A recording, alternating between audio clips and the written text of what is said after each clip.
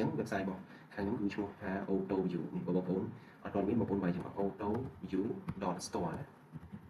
autoview.store អញ្ចឹងមកបងប្អូន enter បងប្អូនចូលមកក្នុងពាក្យថាទូប្រើប្រាស់មកយើងចុចលើហ្នឹងមក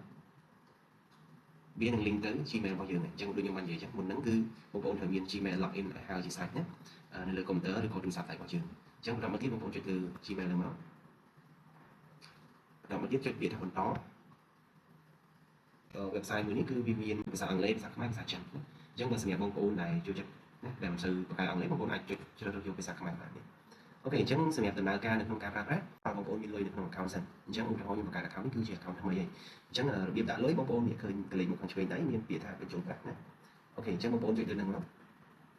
បន្តមកទៀតនៅកន្លែងនេះបងប្អូនអាចដាក់ប្រាក់បានអាចដាក់លុយបានហើយវានឹងមាន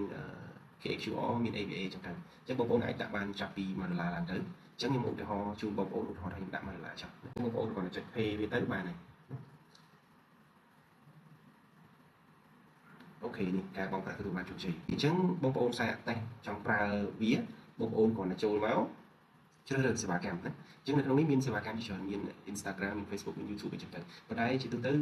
ខ្ញុំផ្ដោតទៅលើ Facebook ហើយនិង TikTok ជាច្រើនណាហើយ Telegram ឬ Instagram បន្តបន្ទាប់អញ្ចឹងជាទូទៅខ្ញុំផ្ដោតទៅលើ Facebook ណា Facebook account Facebook page សម្រាប់ចាក់ like ចាក់ follow ចាក់ view អញ្ចឹងទៅអញ្ចឹងបងប្អូនចូលមកក្នុង Facebook មកដើម្បីធ្វើតេស្តថាតើវាដំណើរការអត់អញ្ចឹងនៅក្នុងនេះនៅក្នុង Facebook វាមានជម្រើសឲ្យយើងជ្រើសទៀតអូខេហើយវាមានអក្សរជាអក្សរខ្មែរស្រាប់ឲ្យបងប្អូនចូលមើលទេអញ្ចឹងឧទាហរណ៍ថាខ្ញុំចង់ចាក់នេះខ្ញុំចង់ចាក់ follower ទៅលើ account ឬក៏ page អានេះ account មួយ page មានន័យថាចាក់លើ account ធម្មតាយើងក៏បានចាក់លើ page ក៏បានដែរអញ្ចឹងបងប្អូនចុចលើនឹងមកកន្លែងនេះគឺបងប្អូនត្រូវដាក់ link page